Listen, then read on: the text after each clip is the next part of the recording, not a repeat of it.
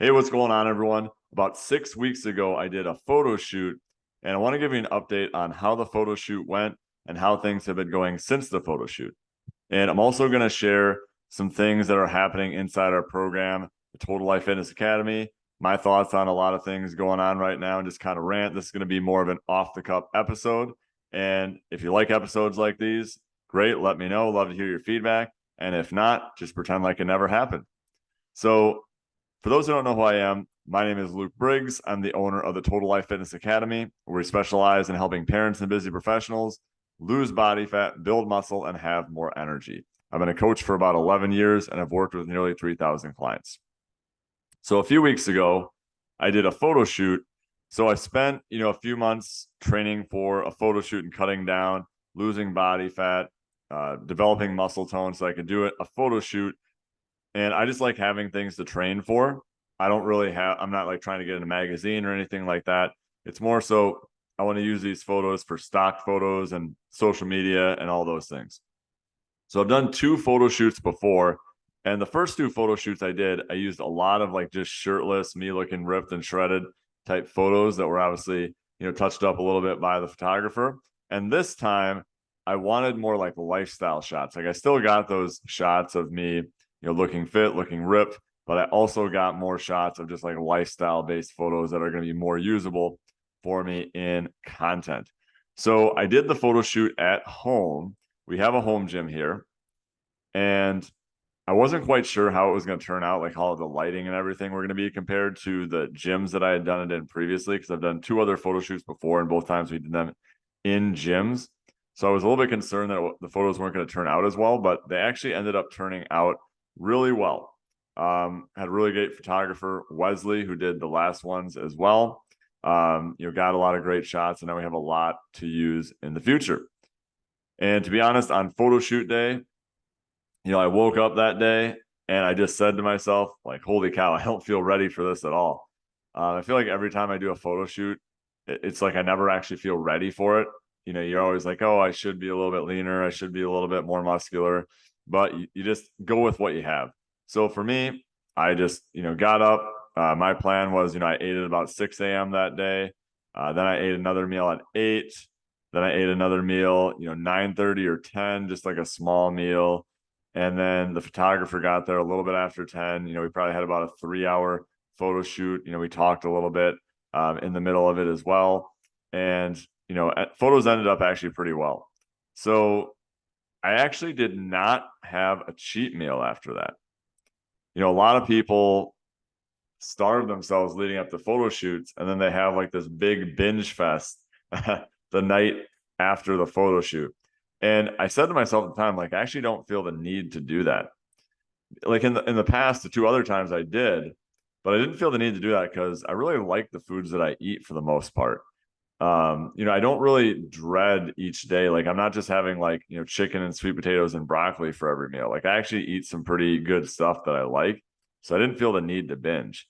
Plus, like 3 weeks later, we had a trip. We went to Boston and Cape Cod, which I went to, I believe it was like in middle school with my family, but I didn't really remember it very well. So, my wife and I went to Boston, Cape Cod, just the two of us, so no kids. We left on a Wednesday. It was funny. When we left, we had a flight that was at 9 a.m. out of Chicago, and we're driving out of Madison, Wisconsin, where we live. And then we left at like 5 o'clock because we wanted to get there about 2 hours early. And we got a text. Thankfully, my wife checked her phone at like 5:15, like we were on the highway driving, that said, due to some sort of delay, like lack of equipment or something, your flight has been delayed by 6 hours. And we're like, what? 6 hours? That's not going to work. So we ended up calling the airlines and somehow found a flight out of Milwaukee. So we ended up finding a flight out of Milwaukee that left at like 10:50 a.m. So we redirected our flight back from Boston. Instead of going to Chicago, we went to Milwaukee, and it ended up working out okay. And then we ended up getting in a couple more delays, had to wait about 3 hours and 45 minutes for the rental car because they were backed up, and ended up getting in late anyways. But I basically didn't want to eat and do like a binge fest after my photo shoot, because I knew 3 weeks later we were going to have a trip and I was going to have some fun foods and whatnot on that. And I did, and I enjoyed myself. And then I got right back to it once we got back. You know, in Boston and Cape Cod, we had lots of seafood. I got this lobster. To be honest, I hadn't really had like a true like lobster meal before. I just like kind of had it, you know, here in the Madison, Wisconsin area, but I hadn't really had like, coastal lobster. So I hadn't really had the lobster experience, and it was interesting because I was trying to like crack the lobster open, and I'd never cracked a lobster open before. And I feel like I hardly got any of the lobster because I had not actually mastered the cracking of the lobster. So I learned my lesson. Make sure that when you get lobster, you actually get lobster that is already prepared and you don't have to like crack and figure it out. So that was an interesting experience. You know, I had ice cream multiple times on the trip. I had this really awesome flavor. It was mint chocolate chip, which was my favorite thing growing up. And then my favorite ice cream flavor currently is chocolate chip cookie dough. It was called the Green Monster because at Fenway Park, there's this big home run wall in the outfield called the Green Monster. And it was a combination of mint chocolate chip and chocolate chip cookie dough, and it actually tasted really good. So that was actually a really good ice cream. The fact that I remember it a few weeks later means it was really good. We went to the island of Nantucket, which is just off of the coast of Massachusetts. You can either go to Martha's Vineyard or Nantucket. And we ended up going to Nantucket. It was really cool. It's kind of similar to Door County here in Wisconsin, except it's by an ocean. You know, those who live in Wisconsin know that Door County is kind of an up north place that you go with a lot of unique non-chain restaurants and stores, like mom and pop type shops. And it's kind of the same thing, you know, in Cape Cod, Nantucket, Martha's Vineyard, some of those places. So it was really cool seeing a lot of the local flavor. When we went there, we actually went to Provincetown as well, which is in northern Cape Cod. And I actually didn't realize, but when the Pilgrims came to what is now the United States in 1620, they actually settled first for 5 weeks at Provincetown before they actually even got to Plymouth Rock. So I didn't know that this was actually the first place that the Pilgrims touched when they first came to America. So it's kind of interesting. There's a lot of history there. I learned a lot about whaling, which is obviously outlawed or banned now. I think since like, you know, the early 70s, it's been banned, and now the whales aren't as endangered as they previously were. But that was like, you know, the number one like whaling area in Cape Cod in the US or maybe the world. I'm not sure. But either way, there was a lot of history. You know, we saw stuff with the Boston Tea Party. We went on that boat in that museum. We drove past Fenway Park. We didn't actually stop. You know, we drove through Harvard. We went to a bunch of other cool places as well, but it was really cool experience. Good to get away. And now, you know, we're kind of just back at it. So working on a lot of things to help our clients inside the Total Life Fitness Academy. Me personally, what I'm doing right now is I'm working on staying lean. So last photo shoot I did, I wanted to get bigger for the next photo shoot. And I ended up bulking up and gaining 50 pounds and bulked up over the course of about 16 months. Right now, what I'm doing is I'm just maintaining. I'm just reverse dieting. So I think I ended my cut at around 2,000-ish calories, maybe 2,200 calories. And now I'm up to about 27 to 2,800 just a few weeks later. My coach has helped me through that. It's interesting because I'm taking in more calories now. I'm actually lighter than I was on my show day. So on my show day, I was 171 pounds. This morning, I woke up almost 6 weeks later and I'm 169.7, even though I'm eating more calories. So it's kind of crazy how the body and how the metabolism work. And, you know, right now, even though, again, I'm post-photo shoot, like I'm not like still eating out a ton. I still want to stay lean, want to stay really fit. So how I think about eating out is probably a little bit different than a lot of people do. And it's because of my goals. So my goals are to stay like very fit and lean, you know, like sub 10% body fat, which I get for most people isn't their goal. But I just want to kind of take you through the rationale of why I still like don't eat out a lot and still like cook mostly my own foods, is because for me, because I care like about my appearance like that and really want to stay lean and don't care as much about like wanting to have like all these different foods, I just don't eat out that much because to me, like it might taste really good in the moment to have like pizza and ice cream and just kind of, have a free for all or have whatever. But like for the 20, I would enjoy it for about 20 minutes. But then for like the next week after that, I would just regret it. I'd be like, why did I do that to myself? So it'd basically just be trading, short-term pleasure for long-term feeling great in my body. And I don't, think that's what everyone needs to do, right? Like I think for most people just want to be generally lean and feel toned and feel okay. And you definitely have more flexibility in that respect. So for me, I really value being very lean. So for me, that's why I approach it that way. So nothing wrong with either direction. Just wanted to kind of walk you through why I do what I do. Because I have a lot of people say all the time, like, oh, you're done with your photo shoot. You can actually eat now. They think like I don't eat. I mean, in reality, I'm eating 2,800 calories a day, probably eating more calories than most people and staying lean. It's just a long-term process. And it's just a matter of sticking with it, sticking with the healthy lifestyle. So that's what's going on with me right now. So we've been working on a number of things inside the Total Life Fitness Academy as well. We've had, even though it's July, even though it's the summer right now, July of 2023, depending on when you're listening to this, we think clients have still been getting, great results inside our program. We just created like a new vacation checklist and alcohol guide for our clients because obviously during the summer, you're out and about, you're on vacation, you're at restaurants, all those things. And it's actually interesting. We're also tracking right now stats within our members about the weight and inches that they lose within the first 1 month and 3 months inside the program. So we're gonna have more data on that and be able to help people understand like what it takes to be successful. We're tracking like people's compliance around their nutrition logging, around hitting protein targets, hitting calorie targets, hitting doing their check-ins and a number of other things, doing their workouts. So it's going to be really interesting to have that data and information because it'll help us, be able to reverse engineer success even better than we already are. And we're already getting people good results. Coach Kat and Coach Mark inside our program, they're the two Total Life Fitness coaches aside from me, have been enjoying the summers themselves, and they've been doing a great job coaching people.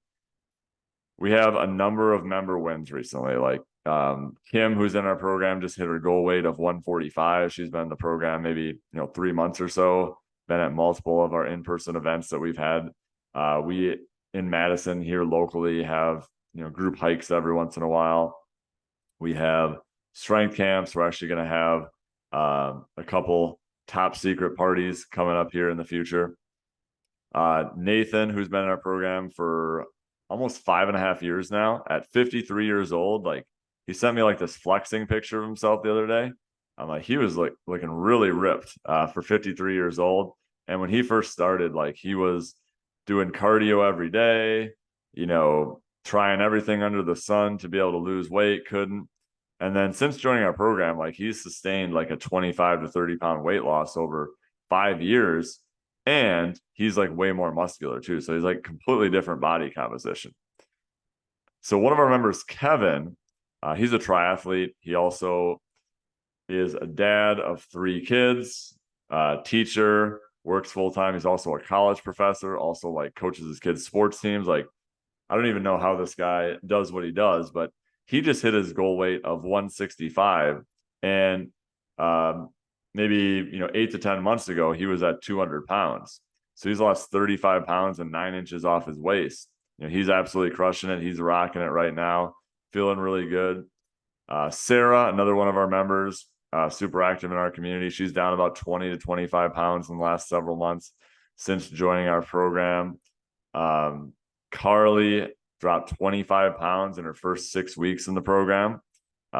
Incredible. She hadn't really been working out as consistently, and now she has a strength program that works for her. She can do at home, and she's been doing really well. And it's not even all about the numbers. Like we have clients now achieving the 500 plus workout mark in the last couple of years since joining our program. Some of our veteran members like Dave and Liz, who've been in our program a few years, I think coming up on 5 years now, they're well over 500 workouts, probably 600, 700, 800 workouts. Joanne and Nathan, already mentioned Nathan. They've been in our program over 5 years. We have a number of people who are, we'll probably have our first person come up on the 1,000 workout mark. That'll be really cool. So we'll have someone on the 1,000 workout club. And behind the scenes right now, we're working on building out our framework. And, as of right now, I'm kind of giving you a sneak peek here. We're calling it the 4M system. And the 4M's stand for mindset, muscle, metabolism, and measurements. These are 4 tools that we use to get clients results that are, kind of unique to our program. Not that any of those things are unique on their own, but kind of the blend that we give to it. So the first thing always starts with mindset. And I see a lot of programs out there, they just give you the X's and O's, like just eat these foods, do these workouts. They don't take into account the mental side of things, because it's all good and well. But if you have a history of failing diet after diet, of struggling, of starting and stopping, of feeling motivated, like you're going to need to work on mindset first, because you can have the best plan in the world, but it's not going to work if you don't make it work. So we have to break those limiting beliefs and barriers that a lot of people have. And that's why we talk so much about mindset inside our program. So one thing that I talk about a lot in this podcast as well is our self-talk and our language patterns and things and words that we use when we're talking about ourselves. When we say things like, I just know myself, I'm going to fall off track. I'm not sure if I'm going to stick to it. I'm not sure if I can commit. When we use words like this, they're very disempowering. When we say things like this, we're setting ourselves up to not succeed, because by saying things like, I'm not sure if I'm going to do this, then we're deep down actually telling ourselves that we can't do it. We're subconsciously telling ourselves that we can't do it. So we need to change those language patterns and words that we use and say transitional phrases like, I'm working on improving my consistency. I'm becoming a consistent person. Because we're not using positive affirmations like I am this or I am that, because there's no evidence to support that that's true. Like, we're not just going to shout affirmations in front of the mirror and believe them. We have to prove it to ourselves with our actions. So mindset is something that we focus heavily on. Then we focus on building muscle. And building muscle, a lot of people, when they think about weight loss, think just about the number on the scale, and they don't think about body composition. Because I'm assuming that if you're listening to this podcast, your goal isn't just to lose all your muscle. Your goal is to lose body fat and then also maintain as much muscle as you can. And especially as we get older, it's harder and harder to maintain muscle mass. So as a result, we need to focus on building muscle. Muscle is so important. Like, there's so many positive correlations with diseases and health concerns and things like that with our lean body mass. Also, you're going to be stronger. You're going to be able to do more things, participate in more activities, outdoors or indoors, do more things with your kids because you're stronger. It's also going to make you more resilient to injury. It's also going to bolster your metabolism. There's so many different ways why muscle building is really important. Then the third M is metabolism. And this is really important when it comes to nutrition, is really understanding nutrition portions. So most people just look at the nutrition itself and they're like, I cut out sugar, I cut out soda, I'm eating healthy. Why am I not losing weight? Why am I not seeing results? It's because you're not working on the most important thing, which is actually your metabolism. So you need to work on figuring out your calorie intake. You need to make sure you're actually in a calorie deficit. And if you've been dieting a lot and for a long time, you may actually have a damaged metabolism, and you need to actually reverse diet and increase your metabolic rate before you can even lose weight. So that's why we really take the metabolism into account. And everyone needs a little bit different intake, right, in order to get that calorie deficit to be able to lose weight. But metabolic health is so important, and it's something that a lot of people don't focus on, or they think they're focusing on, but they're really not focusing on. So metabolism is something that we focus on heavily inside our program. And then measurements. So when I was creating this framework, I came up with the first 3 M's, the mindset, metabolism, and muscle. And then I'm like, you know what? One thing that I know really separates us, and that is just really important for people to understand too, is they need to use data. Like, I can't tell you how many people are just like, oh, I'm eating healthy and I'm working out. Why am I not losing weight? And that was me for the longest time. Like, there were so many years where I was crushing myself in the gym. I was prepping my meals every Sunday. I had everything what I thought was measured out, and I wasn't seeing results because I wasn't actually tracking my overall intake. I was just assuming, I was eyeballing things. But in reality, I wasn't actually taking in the amounts that I thought. Measurements are so important. Like, when I first hired my coach, my first fitness coach in 2016, who I actually hired a week before my wedding. I didn't want to wait. I'm just like, I'm ready to go. I don't care if I'm going to be gone for a week on my honeymoon. I think I was gone like 9 or 10 days with the wedding and the honeymoon. I just wanted to get started. I didn't want to wait. And the biggest eye opener when I first hired my coach, because I was struggling so much myself at that time, was that he had me actually track data. Like, every week when I checked in with him, I would track my weight, my waist measurement, and do progress photos as well. And just having that data and having it always done under the same conditions with the same variable. I'd always weigh myself first thing in the morning, naked, before I ate or drank anything, and after I went to the bathroom. It was really a game changer because the variable was always the same. And then he was able to make data-driven decisions to help me get results instead of just being like, oh, just try adding more veggies this week. Or, hey, let's just try adding more protein. By me actually tracking my data, I was able to better help my coach help me. And I got way better results as a result. One of the things that really helps people inside our program have success is that they actually track their food. They monitor their food intake, because we are very poor estimators of what we're actually taking in. I've referenced this study so many times, but there was a study done in 1992 in the Annals of Internal Medicine. I can't remember exactly what was it, the Journal of Applied Psychology or Physiology, maybe. I think it might have been the Annals of Internal Medicine. But basically, what it stated is that there was this group of overweight or obese patients who thought that they had diet resistance or couldn't lose weight. They thought, no matter what I do, I just can't lose weight. I must have diet resistance. And the researchers had them track what they actually thought they were taking in a day. And it was they thought that they were taking in 1,028 calories in a day. And they thought they were burning off, quite a few calories in a day. Now, the researchers measured what they were actually burning off. And they were actually burning off 2,081. I'm sorry, they were actually taking in 2,081 calories. They were taking in double the calories that they thought they were, because they weren't measuring it. They were just eyeballing it. We are horrible at estimating our own calorie intake, which is why anytime someone tells me, oh yeah, I think I already know I've been taking in about 2,000 calories a day. But have you actually been? Probably not. If you were, you'd probably be in a calorie deficit and you'd probably be losing weight. So you need to be honest with yourself. And that's what it is. Data doesn't lie. Numbers don't lie. People do.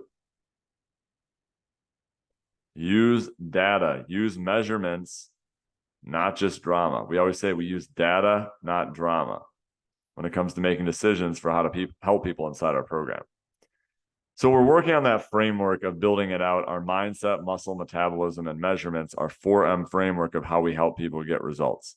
And who knows, by the time I release it, it may be slightly tweaked as well, but that's just kind of giving you a slight sneak peek into our thinking inside our program. So that's just a little bit of what's going on with me. Right now, my training is a little bit different, pretty similar from what I was doing before the photo shoot.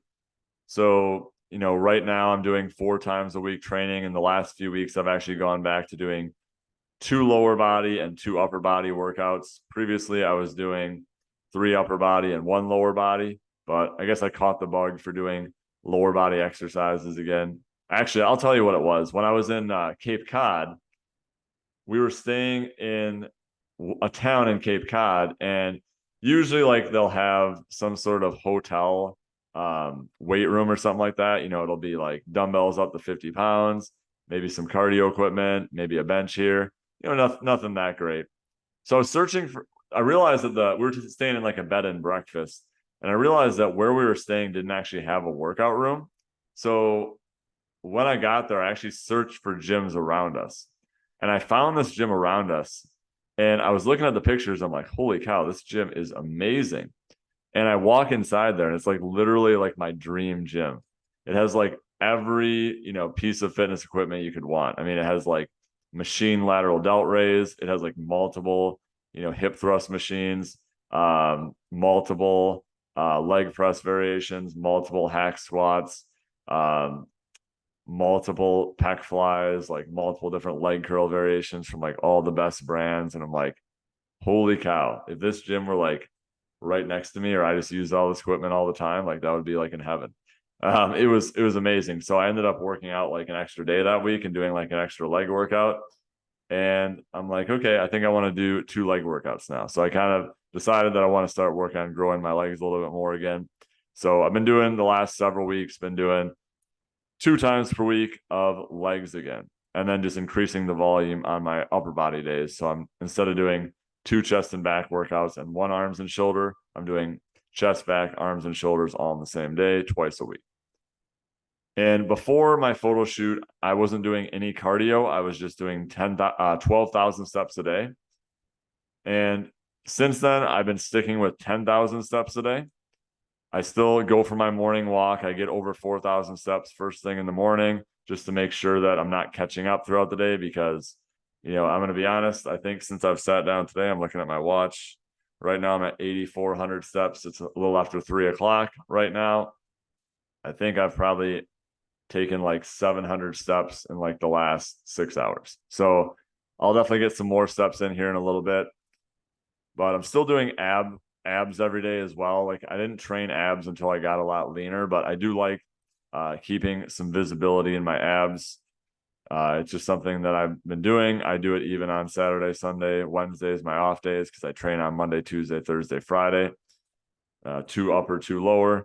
So I've been keeping that in there as well. But really, my training isn't really much different than it was. I think a lot of people think that fat loss training is different than muscle gain training, and in reality, it's not. I mean, it's the same thing. It's mostly the nutrition that gets adjusted. So that's a little bit about me. Like I said, this has kind of been an off the cuff type episode. Hopefully you got some value out of this and learned some things. If you didn't, yeah, just again, pretend like this episode never happened. So again, if you'd like to check out some of our resources, some of our stuff, go to the links below. You can check out our free Facebook group. We have our weekend eating checklist, our 7-day summer shred meal plan that you can get inside there. It's completely free to join. If you'd like to know more about our coaching program inside the Total Life Fitness Academy, check out the link to apply for coaching as well. And, until next time, stay strong, stay lean, stay healthy.